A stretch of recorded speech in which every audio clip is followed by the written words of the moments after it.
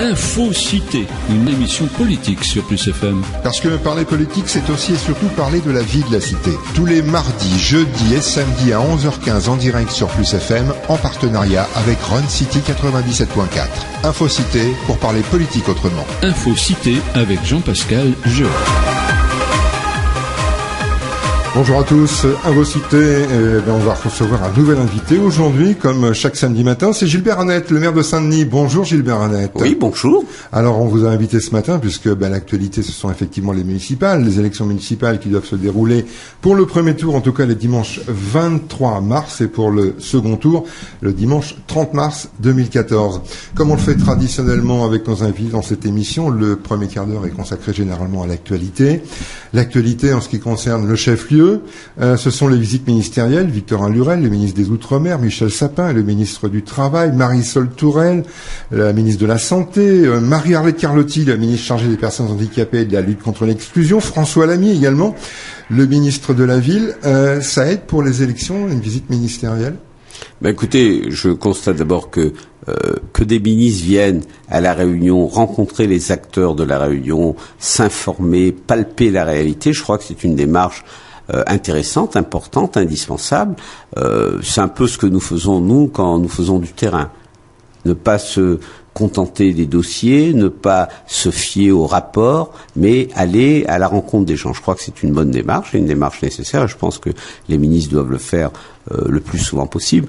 Alors que les ministres, et puis la Réunion, je dirais, avec ses 800 000 habitants, ses 30% de chômage, et ses particularités, doit attirer les ministres, parce que nous sommes un peu hors normes, et il est indispensable que les ministres qui ont pour, je dirais, mission de gérer la France dans son ensemble, s'intéressent à la partie de la France hors norme, à la partie de la France qui souffre un peu plus que les autres, de manière à adapter leur politique, à l'assouplir, à trouver des moyens supplémentaires, etc. Donc, pour moi, c'est très intéressant de rencontrer les ministres quand je peux, bien sûr, quand je suis convié, et d'échanger avec eux.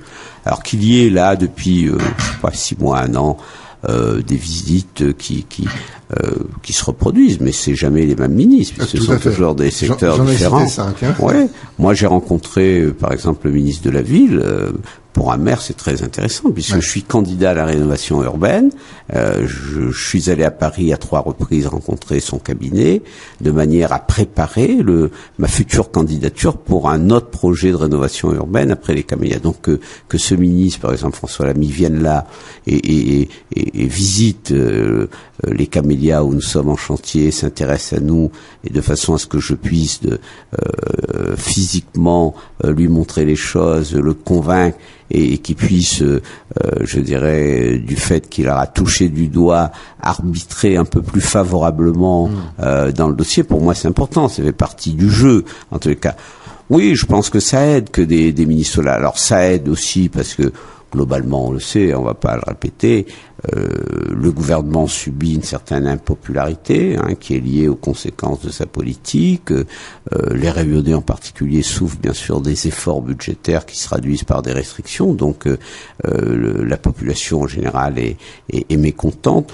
Donc que des ministres viennent un peu s'expliquer devant la population. Ça fait toujours du bien. Ça fait du bien. Ça permet de donner les raisons, parce que les gens sont mécontents. Mais quand on leur explique pourquoi on fait ci, pourquoi on fait pas ça, les gens ne sont pas idiots, ils comprennent, même s'ils subissent, même s'ils sont pas contents, mais ils acceptent, et moi je les trouve à l'écoute. Donc que des ministres, surtout dans un gouvernement qui est dans une phase difficile, viennent en compte, ça, je dirais, ça diminue la distance, l'impopularité, et nous qui sommes aussi liés à ce gouvernement, puisque vous êtes socialiste. Je suis tout à fait socialiste, je défends globalement la politique du gouvernement, mais je défends pas tous les dossiers du gouvernement. Et je le dis, j'ai eu l'occasion, moi, de rencontrer le président de la République en personne, le 17 décembre exactement, puisqu'il m'a donné rendez-vous, et c'est assez spécial, je ne l'ai pas fait depuis des années.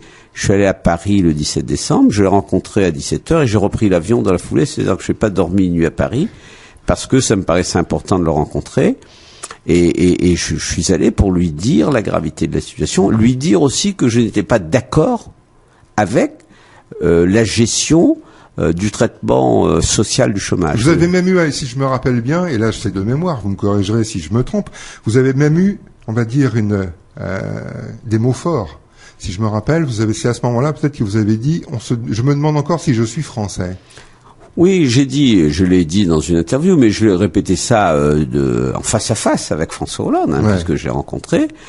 J'ai dit que quand la France est à 30% de chômage, ça dessine un paysage social, économique. Quand on est à 30%, on sort du cadre. On n'est plus dans le cadre normal. On n'est plus. Je rappelle que par exemple la Martinique n'est qu'à 21%. Donc nous, on est très très loin. À 30%, on n'est plus dans les pures françaises. On est dans les chiffres du Maghreb, de certains pays d'Afrique. Mayotte nous bat. Mayotte est à 36%. Mais Mayotte, c'est 200 000 habitants. Et Mayotte est département récemment. Et on connaît les problèmes. Mais ça nous console pas que Mayotte soit à 36%. En tous les cas, nous sommes dans une situation terrible. Et j'ai voulu dire au président, je lui ai dit, puisque je peux le répéter à l'antenne, je lui ai dit que moi je vivais ça très mal en tant qu'élu, en tant que militant surtout. Je me suis engagé dans la vie politique pour servir la dignité humaine. Moi, je suis un militant de la dignité, un militant du développement humain. Et quand je vois ces milliers de chômeurs dans ma ville, je suis maire. Quand je descends le matin, j'habite Moufia, je vois ces attroupements de chômeurs que je revois le soir. Je suis en colère. Je suis en colère contre la République, contre le président, contre le gouvernement. Je dis, ceux qui nous gouvernent en haut lieu ne nous donnent pas ce qu'il nous faut pour régler en partie. Je suis pas utopique. Et donc voilà, je suis allé lui dire que cette indignité, elle n'est inacceptable, elle est injuste. Nous voulons la dignité, nous voulons du travail pour les chômeurs. Alors c'est compliqué. Ouais. Moi, je me bats pour le développement économique, pour le bon emploi, l'emploi en entreprise. J'étais chef d'entreprise. On va en parler de ça. Mais le chômage. Donc voilà, je veux dire, je soutiens le gouvernement, mais il m'arrive d'être critique avec certains aspects de la politique du gouvernement. Alors vous avez dit également que vous étiez en colère pour cette raison d'ailleurs que n'apparaît pas le sigle du PS sur vos professions de foi, sur les tracts électoraux que vous distribuez. Non. Le PS, j'aurai le point à la rose sur ma campagne électorale. Bien sûr, comme je suis en train de négocier avec d'autres partis, j'attends de finaliser tous les accords pour que sur mon bulletin, il y ait Europe Écologie, puisqu'ils sont avec nous. Depuis la semaine dernière. Le PS, j'aurai le point à la rose et d'autres. Non, moi, je ne cache pas mon drapeau. Je suis socialiste, et je resterai socialiste. Parce que c'est aussi ce qui a marqué, en tout cas, l'opinion. C'est effectivement de voir une propagande électorale. Ce qu'on appelle vulgairement une propagande électorale, c'est des tracts qui sont distribués.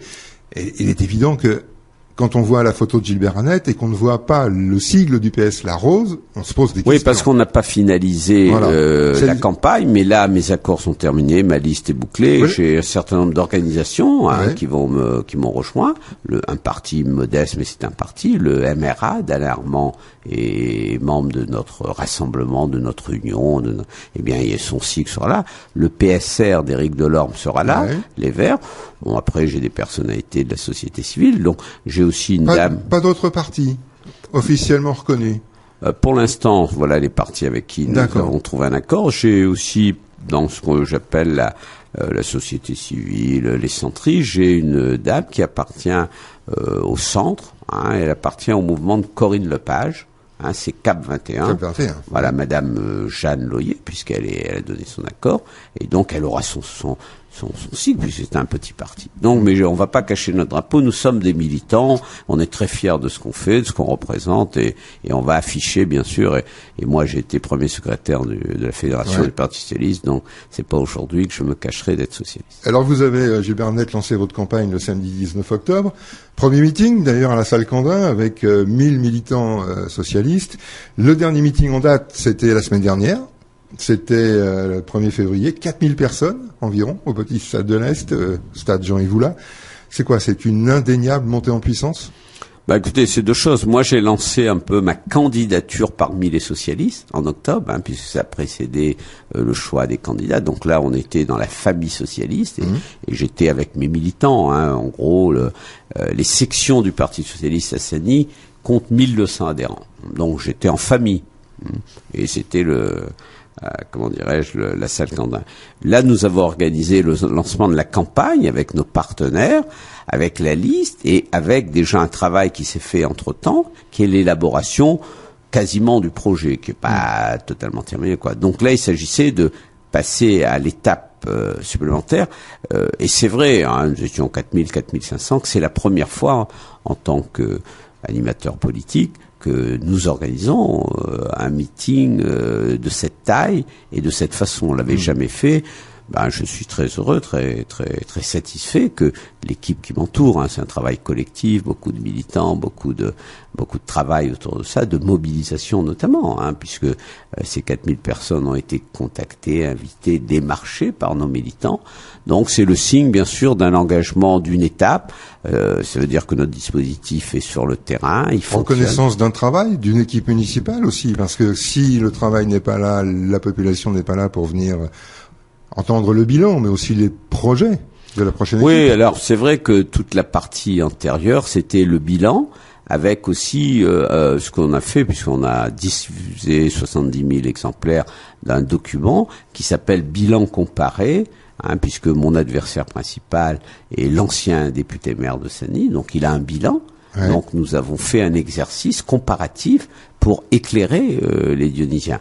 Et toute cette phase, décembre, etc., octobre, novembre, décembre, ça a été une phase pour afficher, rendre compte du bilan. Et j'insiste beaucoup parce que je pense que le débat public, la politique, n'a d'intérêt et n'aura d'intérêt pour la population que si d'abord les élus rendent compte, que la parole publique elle est plus mesurée, elle est moins, y est moins d'envolées, moins de promesses, hein, qu'on cesse avec la pratique ancienne où on faisait rêver les gens, raconter un peu ce qu'on voulait pour appâter. Et donc moi j'ai fait un exercice, mais que beaucoup d'élus font. J'ai pris les documents de campagne de 2008, mes engagements, et j'ai fait faire un travail par une équipe pour évaluer exactement ce qui avait été fait. Donc nous avons fait ce travail et communiqué, nous avons diffusé dans toute la ville un bilan secteur par secteur avec les réalisations face aux engagements. Et nous avons constaté que nous avons réalisé 90%. 90%. Alors 90%, en clair, c'est quoi? C'est par exemple 5 mesures immédiates. C'est 33 promesses que vous avez faites à l'époque. Et sur les 33, vous avez 30 à peu près que vous avez tenus. Voilà, alors quand on dit 30 engagements. Voilà, 30 oui, mais quand on dit qu'on a fait, il faut bien comprendre, les projets par exemple, ils sont engagés, ils sont financés, arrêtés, ils sont pas terminés, on les a pas inaugurés parce que, et je le redis à cette antenne, parce que souvent les gens ne comprennent pas les délais de réalisation dans les collectivités. Il y a les études, il y a les recherches de financement, il y a la mise en œuvre. Et puis dans la mise en œuvre, il y a des règles, je dirais, du code des marchés publics. Quand une entreprise est défaillante, on bloque tout, on refait appel, il faut revoter, etc. Donc c'est très long. Et je cite comme exemple le pont sur la rivière Saint-Étienne, après Gamède, 2007. Le pont est livré là 6 ans. Pour réaliser un pont, c'est l'État. Il n'y a pas de choix de projet, c'est un projet, faire un pont. L'État a de l'argent, mais on a mis 7 ans. Le commun des mortels dirait, allez, 2-3 ans maximum. Oui. Voilà, dans le privé, pour ce type de choses, 2-3 ans. Mais avec les procédures publiques, et je veux donner une explication, c'est 2 fois plus. Donc nous, les gens sont un peu impatients, ils disent, ouais, mais c'est pas sorti, c'est vrai, vous êtes long. Je dis, oui, c'est vrai. Pourquoi ?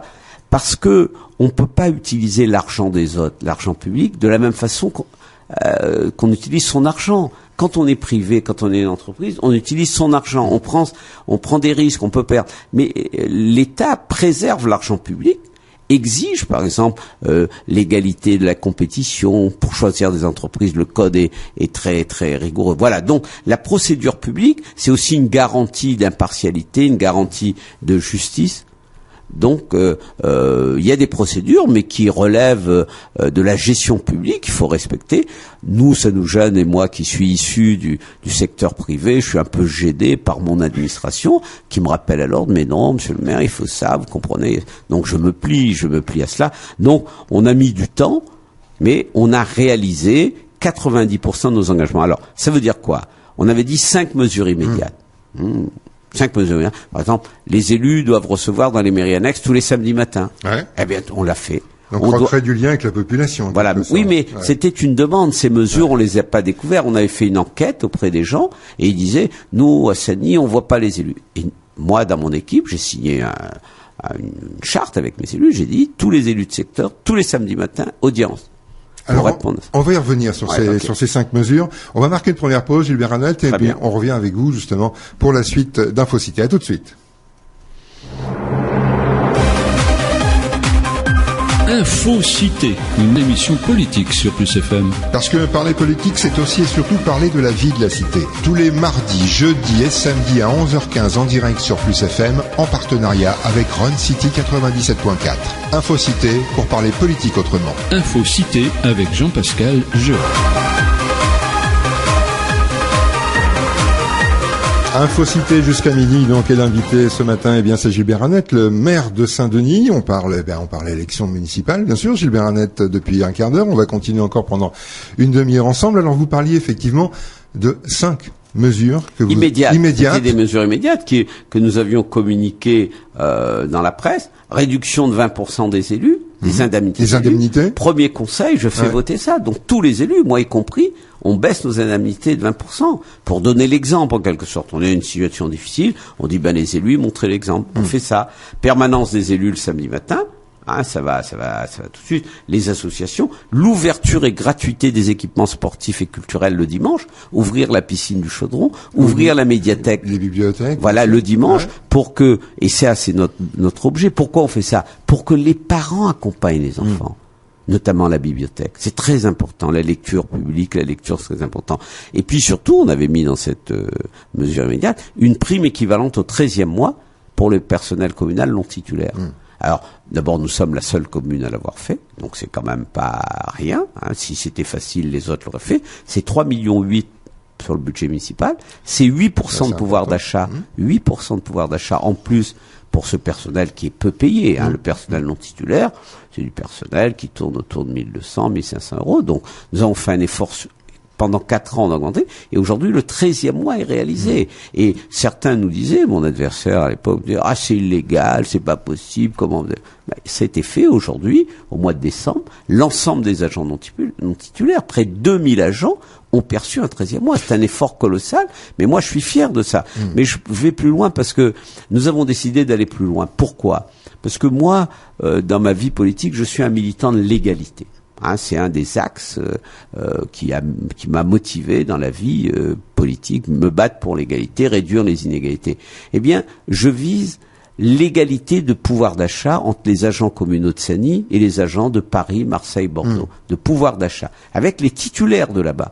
Donc, nous sommes engagés pour le mandat qui vient, d'introduire un 14e mois, ce qui permettrait d'avoir, je dirais, une majoration de 15%, puisque l'INSEE a établi le surcoût de la vie entre 13 et 15%. Entre la Réunion et la métropole. Donc, de cette façon, tous les agents de la mairie de Seny, tous, les non-titulaires, puisque les titulaires sont majorés de plus de 50%, les non-titulaires, ils auraient le même pouvoir d'achat que les titulaires de Bordeaux, de Marseille, au nom de l'égalité du pouvoir d'achat. Alors c'est ce 14e mois, on va le faire progressivement. Alors Gilbert Ranelt, cette mesure-là, effectivement, vous avez tiré les leçons, en tout cas, d'abord des études de l'INSEE, de votre rôle de maire et certainement des revendications qui vous sont remontées des salariés de la municipalité. Mais les autres mesures, on les tire pas d'un chapeau comme ça. Quand on dit il faut ouvrir les bibliothèques, il faut négocier, il faut recréer du lien avec la population, il faut que les élus soient...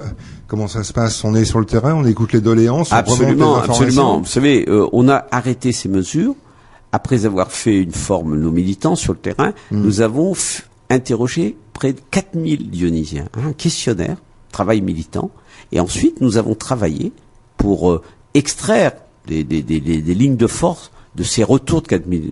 Alors ça, je parle de 2008. Là, c'est un travail qui a été fait en 2007. Et à partir de ce retour, on a construit un projet avec ces mesures immédiates. Après, il y a les grands projets et les 33 mesures. Ouais. Les 5 mesures immédiates ont toutes été réalisées. Et immédiate, ça veut dire quoi? Ça veut dire réalisées dans la première année. Ouais. Et ça a été fait. C'est très étonnant, mais c'est très surprenant parce que vous travaillez aussi, vous définissez votre programme, vous définissez entre guillemets votre mission, un peu comme une société privée définirait son marketing commercial. Vous définissez une forme de marketing politique? Oui, parce que si vous voulez, dans une élection municipale, nous avons un rôle de représentation. On représente la population, on est délégué de la population. Alors évidemment, on n'est pas neutre puisque nous, on est issus d'une formation politique, on a des idées, des convictions, un projet. Mais nous devons sans cesse faire un aller-retour, confronter ce qu'on souhaite avec ce que pense la population. Donc, il faut que nous mettions des outils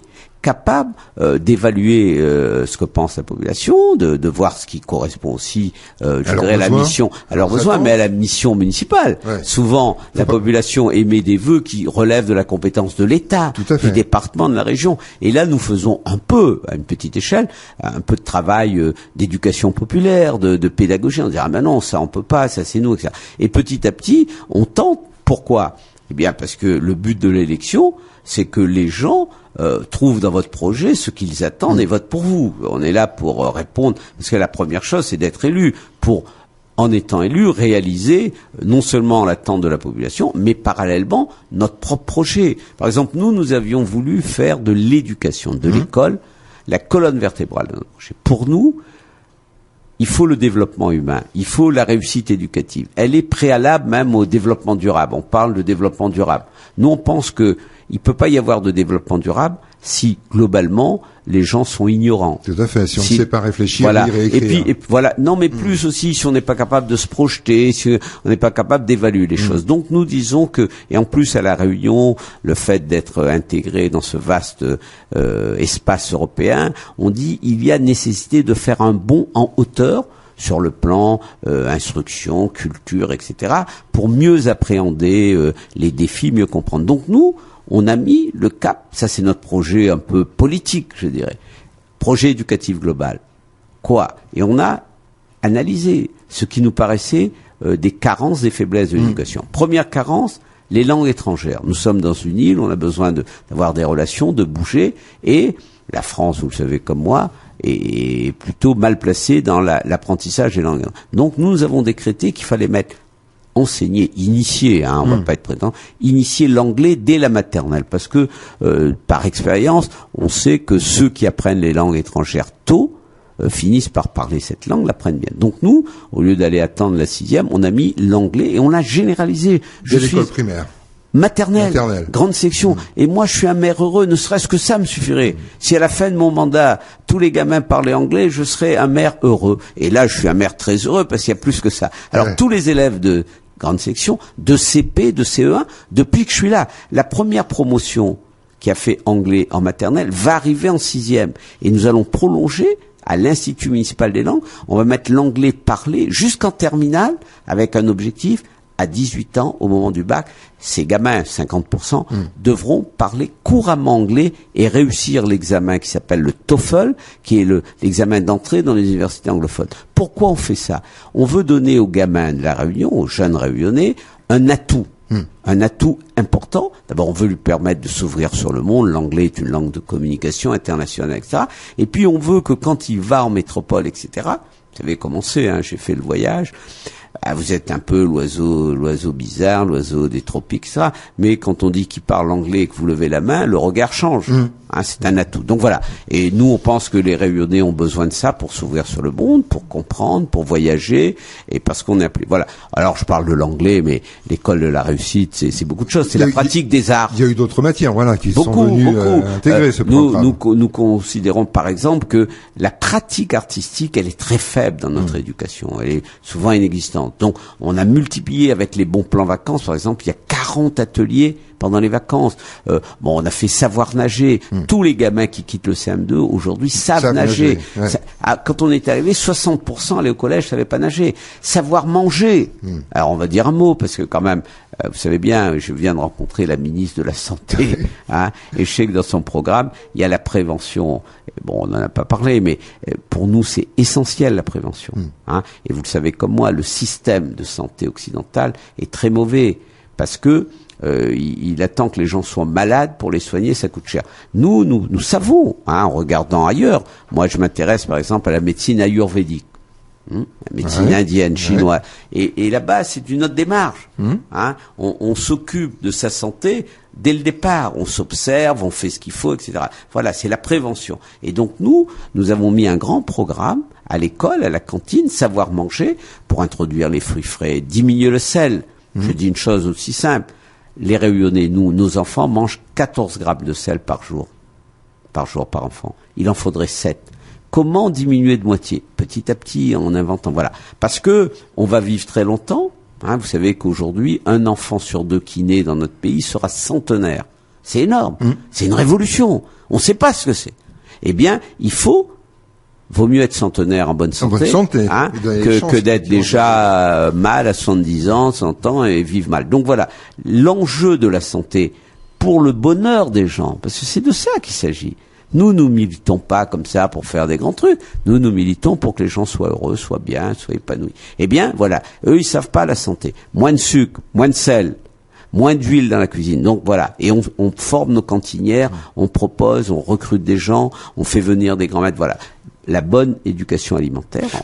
Voilà. Ça c'est très novateur, Gilbert Annette, ce genre de proposition dans un programme, en tout cas, parce que finalement les électeurs ou les citoyens, les administrés, ils attendent autre chose. C'est vrai. Alors, c'est vrai que c'est difficile. Comment leur faire passer ce genre d'idée? Ouais, c'est vrai que c'est pas simple parce que parce qu'il y a l'urgence sociale. Oui, quoique si vous voulez, à Séni, il y a 20 000 enfants primaires, maternelles, hein, donc ça fait quand même quelques parents.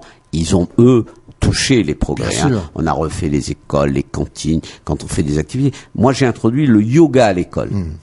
Les échecs, je suis en train de généraliser les échecs. Donc, les parents voient, vous savez, les parents des milieux populaires, quand ils voient leur gamine de 6 ans parler quelques mots d'anglais, ils sont bien. Donc, ils savent. Si on fait ça, c'est que quand j'interroge les parents, hein, dans mes réunions, je leur dis, à quoi rêvez-vous? Qu'est-ce que vous voulez? Quel est votre rêve? Tous me disent, la réussite de mes enfants.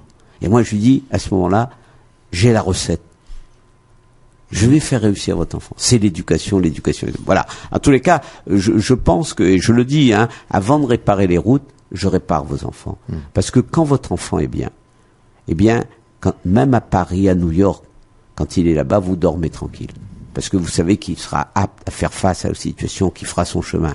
Vous avez confiance, il est bien dans sa tête. C'est aussi des notions de réussite qui sont valorisantes. Bien sûr. Après, vous avez l'honneur de la réussite. Mais surtout, votre enfant sera heureux. Il sera armé pour affronter le monde. Mais si vous ratez l'éducation, jusqu'à la fin de vos jours, vous ferez des cauchemars.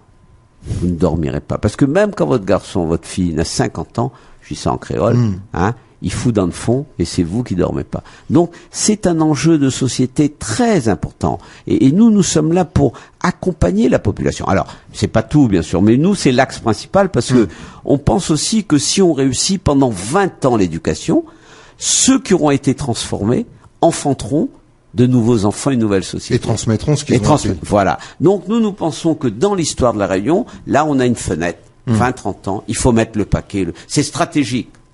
Stratégique et très novateur. Oui, mais changer le fin, hein, parce que bon, c'est un sujet qui me passionne, c'est développer l'estime de soi, la confiance en soi. Nous pensons que aujourd'hui à la Réunion, s'il y a autant d'échecs, autant de problèmes, c'est parce que nous sommes quand même encore victimes de l'histoire.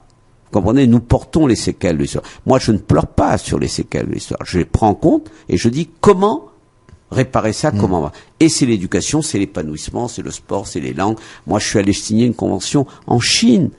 Hein, et j'ai vu là, au jour de l'an chinois, 4 étudiants à Taïwan pour mettre une option au mandarin pour tous ceux qui veulent en 6e. J'ai fait la même chose avec l'hindi à Maurice. Je suis allé signer avec le ministre et l'Institut Mahatma Gandhi, l'hindi, le tamoul. Je vais faire pour l'arabe. Offrir une palette riche pour que nos enfants, à travers ces langues, détiennent des outils d'ouverture, de communication, d'élévation culturelle. Et après, ces enfants-là, eux feront le reste. Donc voilà, ça c'est un projet. Et ils feront leur choix. Ils feront le choix. Ouais. Alors il n'y a pas que ça, hein, bien sûr. Nous on a fait après le logement, la deuxième priorité. Logement, c'est un gros problème. Nos prédécesseurs faisaient 250 logements par an, sociaux. Ouais. Nous on a dit on va faire 500. Eh bien à la fin de mon mandat, j'en aurais fait 3007. en 6 ans, plus que la moyenne, plus que mon objectif. Que votre l'objectif voilà. fixé. Et mon prédécesseur en a fait 1700. C'est écrit, c'est vrai, on a publié. Donc moi je suis très heureux. Et je dis un petit mot sur le logement parce que c'est pas que le logement, c'est pas que l'entreprise, c'est pas donner une maison. Vous savez, moi je vais dans les familles. Quand il n'y a pas de logement, les parents gardent la fille avec 2 enfants, l'autre fille, et on est dans des logements surpeuplés. Ok, 7-8 personnes dans un T4. Et qu'est-ce qui se passe? Eh bien, les enfants sont obligés de vivre au rythme des adultes. Comprenez? Ouais. On se couche tard, 9h30. Et qu'est-ce qui se passe quand un enfant se couche à 9h30? Eh bien, le lendemain, quand il va à l'école, au bout de 2 heures, il décroche. Il peut plus se concentrer. Il peut plus se concentrer. Voilà. Et il a des mauvais résultats. Donc, le logement, c'est aussi, le manque de logement, c'est aussi une des causes de l'échec scolaire. Ouais. Et l'échec scolaire, c'est l'échec de la vie. Donc nous, en faisant du logement, on est aussi dans le développement humain, dans la possibilité de donner aux familles d'avoir. Si vous n'avez pas de logement, vous n'avez pas de vie de famille. L'homme, il reste de son côté, la femme de l'autre côté. C'est la famille divisée, c'est la famille disloquée, c'est la famille qui est détruite. Donc voilà, nous, le logement, c'est pas uniquement la dimension économique, c'est aussi une dimension humaine. Gilbert Annette, on marque dernière pause dans cette émission et puis on revient avec vous pour la dernière ligne droite, le dernier quart d'heure de l'émission Infocité. À tout de suite. Infocité, une émission politique sur Plus FM. Parce que parler politique, c'est aussi et surtout parler de la vie de la cité. Tous les mardis, jeudis et samedis à 11h15 en direct sur Plus FM, en partenariat avec Run City 97.4. Infocité pour parler politique autrement. Infocité avec Jean-Pascal Jeu.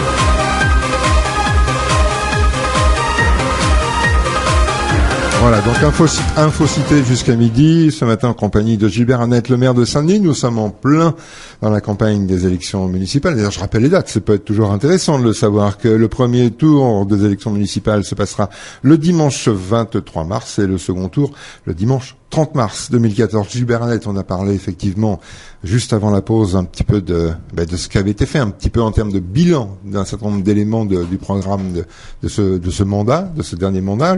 Là, vous repartez pour un autre mandat. Alors, avec les mêmes idées aussi novatrices, ou il y a encore d'autres choses qui viennent, en tout cas dans ce programme pour les municipales 2014? Non, mais écoutez, d'abord, en faisant ces 6 ans de mandat, nous avons été en contact avec la population, donc nous avons un nouveau projet. Un nouveau projet qui, bien sûr, s'appuie sur une partie des projets existants, puisque certains ne font que sortir de terre. On va mettre la première pierre, par exemple, de la Cité des Arts. Oui. C'est un beau projet, qui a mis du temps, mais qui va sortir. 20 millions d'investissements, une quinzaine de studios, des salles de spectacle, résidences d'artistes, et tout pour tous les arts, les arts vivants, la danse, le chant, la musique, le théâtre, les arts plastiques aussi. Voilà. Donc un beau centre à côté du Palaxa, ça démarre. Donc tout ça continue. Mais de nouvelles choses. En tous les cas, notre vision de Saint-Denis, parce que c'est ça l'important. Nous pensons que Saint-Denis, qui est le chef-lieu, doit devenir à terme une grande capitale régionale moderne. Alors pourquoi moderne? Parce qu'on n'a pas le choix, parce que le monde se modernise, avec les nouvelles technologies, cette population jeune, nous sommes dans la modernité. Donc, nous voulons épouser la modernité et apporter cette modernité à Saint-Denis. Et le deuxième axe, c'est la solidarité. Nous avons une démarche politique. La solidarité, c'est important pour nous. Une ville, c'est un lieu où les gens vivent ensemble, s'entendent. Il y a un lieu. Donc, il faut de la cohésion sociale. Et pour faire cette cohésion, il faut de la solidarité. Donc, nous avons l'ambition de faire une grande capitale moderne et solidaire. Alors, pour cette grande capitale, nous avons conçu, travaillé 5 projets. Je parle des grands projets. Après, il y a des projets moins grands. 5 grands projets pour marquer la modernité, pour moderniser Saint-Denis, changer un certain nombre d'aspects qui nous paraissent pas adaptés à la modernité. Et après, nous aurons 5 projets au nom de la solidarité et de la cohésion. Sur les projets modernes, premier grand projet, nous voulons réaménager un nouveau Barachois, piéton, qui soit un Barachois un peu balnéaire, avec des petits équipements balnéaires, du sable au niveau du Barachois, puisque nous allons faire une route souterraine, 35 mètres dans la mer, avec des remblais. Et donc là, nous allons aménager un bassin de baignade sur le côté, mettre des équipements balnéaires pour que les Dionysiens viennent à nouveau redécouvrir la mer avec des équipements touristiques, des bars, etc. Je pense que les sites comme le siège de l'ancien équipement, la Déale et tout ça seront transformés en construction touristique. Donc tout ce Barachois va être transformé et aura une connotation loisir, touristique, balnéaire. C'était bien démarré, puisqu'il y avait aussi, il y a eu le marché de nuit, c'est-à-dire qu'il y a eu une activité, en tout cas, qui a repris sur voilà, ce site. Le Barachois comme lieu de rencontre, lieu de loisir, il s'est confirmé, affirmé. Ouais. Mais maintenant, on va aménager, et sur les 35 mètres que nous allons gagner sur la mer, puisque nous allons construire un mur 35 mètres dans la mer, qui va abriter en dessous la 4 voies, et bien sur cette partie-là, nous allons mettre du sable, des petits équipements, des petites choses pour c'est un peu à l'image de Paris-Plage, mais là, ça sera Saint-Denis. À hauteur, c'est pas sur les galets, parce que nous sommes contre la plage sur les galets, puisque la plage sur les galets, avec la houle, le sable s'en va. C'était le projet de René-Paul Victoria qui n'était pas viable, puisque nous avons une côte très pentue et le sable. Et dans ce coin-là où on a les canaux, nous voulons construire, aménager plutôt, un bassin de baignade pour que les jeunes, ceux qui veulent se baignent, etc. Bien sûr, on mettra une grille parce qu'il y a des requins dans les parages, il faudra se protéger. Donc voilà, un nouveau Barachois moderne, qui va donner un autre cachet à cette. Et puis ensuite, dans le prolongement de l'espace océan qui démarre, les permis de construire, je le dis parce que souvent on m'interroge, sont à l'étude, ils sont déposés. Nous avons vendu en quelque sorte une concession à un concessionnaire, ICAD, qui a instruit, qui est en train de sortir les projets, les 750 logements, 17 000 mètres carrés de commerce, 5 000 mètres carrés de bureaux, un hôtel, etc. Tout ça démarre. Bon, ça prend du temps, mais ça démarre. Et nous sommes très heureux. Donc, à partir de l'espace océan, sur le boulevard Nehru, qui était anciennement boulevard Océan, et tout le bas de la rue Maréchal Leclerc, Bouvet, tout ça va être pris dans ce fameux Prunel, programme de rénovation urbaine. C'est le deuxième programme après les camélias. Le ministre nous a donné quasiment son accord. Donc on va rénover tout ça et nous allons aller plus loin. Champfleury, Patata-Durand, Deux-Canons, jusqu'à l'UMAB. Tout ça fait partie d'un périmètre que nous avons défendu devant le ministre de la Ville, M. François Lamy, qui était là il y a 15 jours, et qui nous a donné un accord de principe. Donc là, c'est un chantier, alors à ordre de grandeur, entre 250 et 300 millions, c'est 2 fois les camélias. Et là, nous allons refaire la façade maritime de Saint-Denis. Donc ça, c'est gros. Là, il y a déjà aussi une première partie d'équipements qui ont été démarrés. Il y a le centre aquatique, il y a eu le skatepark, il y a eu tout un tas d'équipements aussi. Mais ça, c'est pas sur le littoral, c'est à côté. Mais c'est des équipements qui vont venir bien sûr. Ouais. Mais on va faire beaucoup plus. Là où vous voyez tous ces petits garages, toutes ces voitures stationnées, tout ça, ça va partir. On va aménager le littoral. Et puis, la partie vraiment boulevard Lancastel qui est laide, qui est affreuse, ces bâtiments, tout ça, ça va disparaître. Tout ça. Donc on aura une façade. Alors si on imagine le Barachois refait, piéton, ensuite vous arrivez vers la gare, là vous avez espace océan, et à partir d'espace océan jusqu'à l'UMAB, un vaste projet Prunel. Voilà le deuxième grand projet, énorme, mais c'est un projet bien sûr dans le cadre de l'ANRU, financé beaucoup par l'État, les bailleurs sociaux. Mais c'est un projet que nous défendons. Le troisième projet est véritablement révolutionnaire, c'est une première, ça n'existe pas. Nous allons faire 5 lignes de téléphérique. Oui. 5 lignes, nous avons fait ce pari. Pas un pari en l'air, pas un rêve, pas une illusion. Nous sommes allés en Colombie où ça fonctionne.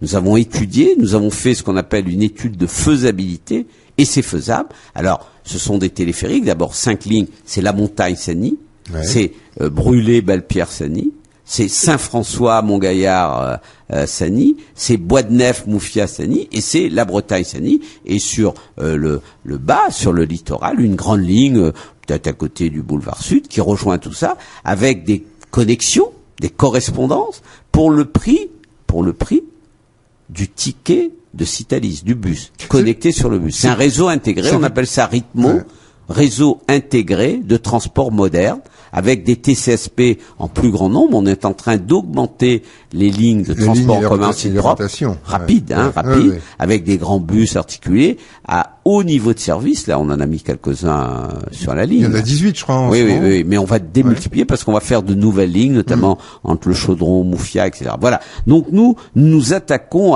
prenons à bras le corps ce problème des déplacements à Seny, qui est un vrai problème de stationnement. Et surtout, la révolution, c'est le téléphérique. On va être pratiquement une première ville en France. C'est très novateur comme pour le désenclavement. Oui, bien sûr, mais ça, si vous voulez, ce que je veux dire, et je veux le dire aux auditeurs, ça fonctionne. Ouais. On n'est pas dans la lubie, on n'est pas dans le rêve. On est allé voir, on est allé palper. Deux élus, notamment Gérald Maillot, est allé à Medellín, qui est renommé par ailleurs, Medellín, dans une ville de 2 millions d'habitants, et le téléphérique a révolutionné Medellín, développé Medellín. Avec le ticket, vous avez en gros toutes les minutes ou toutes les 2 minutes une cabine qui se présente devant vous et ça va. Et en gros, on pourra descendre du Brûlé à Seny en un quart d'heure. Quand on mettait 3 quarts d'heure. On pourra faire la montagne Seny en un quart d'heure. Voilà, on gagne du temps, c'est confortable, c'est original. On voit Seny d'un autre point de vue. Absolument, c'est le Seny moderne. Ouais. C'est pour ça qu'on dit que des gens viendront voir profiter de ça. Le troisième grand projet, c'est un projet économique. Vous savez que l'enjeu, c'est l'emploi. Même si Seny est la capitale de l'emploi. Il y a des mauvaises langues. Nous avons un des taux de chômage les moins élevés. D'ailleurs, beaucoup de travailleurs viennent des autres communes à Seny. Beaucoup le matin, il y a 40 000 voitures qui rentrent parce qu'il y a de l'emploi. Donc Seny crée de l'emploi. Mais nous voulons faire un vaste parc. Il y a eu Technor 1, vous savez, sur le Cerf, là. Nous allons faire Technor 2. Alors on a le choix sur un terrain vraiment communal, enfin sur le territoire de la commune, c'est Domingeau. On a un plateau de 60 hectares. On veut consacrer 25-30 hectares. Ou, ce qu'on préférait, on appelle ça la vallée de l'innovation, c'est sur les terrains de Gillot. C'est un grand projet avec la Cinor, mais si ça se complique un peu avec la Cinor, on le fera à Seny pour favoriser toutes ces entreprises novatrices, de l'innovation et tout. On veut bien sûr se battre, vous le savez, pour l'emploi, etc., etc. Donc voilà. Et le cinquième projet, je dirais, qui répond à des besoins, c'est des grands centres. Nous avons un grand centre de vie avec 2 pôles, les seniors. Je le redis, c'est un phénomène nouveau. Nous compterons beaucoup de seniors. Et nous voulons équiper les seniors à un grand centre d'activité, avec salle de conférence, salle d'activité, etc., accompagnement. Et nous allons faire un grand centre jeunesse aussi, mais pas uniquement loisirs. On veut faire de l'accompagnement pour la création d'entreprises, création d'activités. Vous voyez, c'est un grand centre avec de la restauration pour que les jeunes viennent, rencontrent des adultes, des techniciens, des accompagnateurs, etc. Donc on a 2 grands projets là-dessus. Alors je vais vite sur le reste. Nous voulons renforcer les centralités dans les quartiers. Nous avons 36 projets plus modestes dans les 18 quartiers de Seny, répartis partout, pour consolider les centralités. Il y en a un en marche à Saint-François aujourd'hui. C'est un bloc avec commerce, centre médical, pour que les gens ne descendent pas à Seny. Ensuite, une autre mesure très très forte, c'est que nous voulons faciliter le déplacement des jeunes. Les jeunes, parce que les parents parfois n'ont pas les voitures, etc. Nous allons faire le bus gratuit jusqu'à 18 ans. Ça, c'est énorme. On a chiffré, on va s'engager. Pourquoi? Parce que le bus gratuit, c'est bien sûr des enfants qui font des activités et qui se développent. C'est des parents qui ne sont pas obligés de les déplacer. Ceux qui ont des voitures, il y en a qui n'ont pas. C'est la liberté du déplacement, mais c'est aussi moins de voitures en ville. Voilà, c'est aussi moins de voitures en ville. Et c'est aussi un changement de mentalité. Voilà. Habituer les enfants jusqu'à 18 ans à prendre le bus, ça peut, je dirais, faciliter l'adoption du transport en commun après comme moyen de production. Donc ça, c'est une grande mesure pour nous, les bus gratuits. Ensuite, on a des éco-box. 200 éco-box pour des activités, ce sont des petits. Donc ils sont répartis aussi sur l'ensemble du territoire. Sur tout l'ensemble, à 200 € par mois. Ouais. C'est énorme. En tant que location, montant de loyer. Loyer par mois. Équipé, vous branchez votre ordinateur, vous fabriquez des choses. C'est pour aider à la création d'entreprises. Alors évidemment, pendant 3 ans, après, il faut aller ailleurs. Mais inciter, accompagner, aider les créateurs d'entreprises ou d'activités. Ensuite, nous voulons, et ça c'est très important, 200 chantiers d'insertion, c'est 3000 personnes, et 500 bourses de voyage par an. 500 bourses de voyage, parce que c'est devenu une nécessité. Nos enfants doivent sortir de la Réunion, voyager. Allez voir ce qui se passe ailleurs. Alors les enfants des classes un peu aisées le font, Ouais. mais les enfants des classes moyennes ou modestes peuvent pas aller en Afrique du Sud, en Angleterre. Et nous, on met 500 places. Alors on mettra des règles, bien sûr, on participera pour inciter au développement. Voilà quelques idées là-dessus. Je pourrais continuer avec la ville numérique. Après, ça c'est les gros projets. Après, nous avons des engagements. On a un engagement particulier. On va faire un nouveau service qui s'appelle Allo Mairie. En 48 heures, on s'engage à régler les problèmes de nuisance sur l'espace public. On a un système informatique, on est en train de se doter de ça. C'est-à-dire qu'il faut des moyens, des gens. Voilà, des gens mobiles, un service dédié. Vous appelez, il y a un arbre, un fil électrique, je sais pas, quelque chose qui vous gêne, vous appelez, parce que c'est la capitale, il faut que ce soit bien. Jules Bérenet, il nous reste une minute. En une minute, qu'est-ce qu'on peut vous souhaiter? En tout cas, quels sont les projets pour... les projets sont là. Nous voulons continuer. Ouais. Nous disons que on a réveillé Saguenay, on a lancé des projets, ils sont pas finis. Nous voulons que les Dionysiens nous permettent de continuer ce qu'on a commencé. On a une opportunité parce qu'il y a des ministres avec qui on a des relations qui sont prêts à nous pousser un petit peu. Donc on trouve qu'il faut faire ça. Des oreilles attentives. Favorables. Écoutez, c'est la vie et vaut mieux avoir des oreilles favorables que défavorables. Et puis ensuite, nous disons que comme on a mis les projets en terre, c'est bien qu'on puisse être là pour continuer à les porter et les faire vivre. Merci Gilles Bérenet. En tout cas, je vous souhaite une bonne campagne. Merci à vous. Merci. Bonne journée à l'écoute de Plus FM.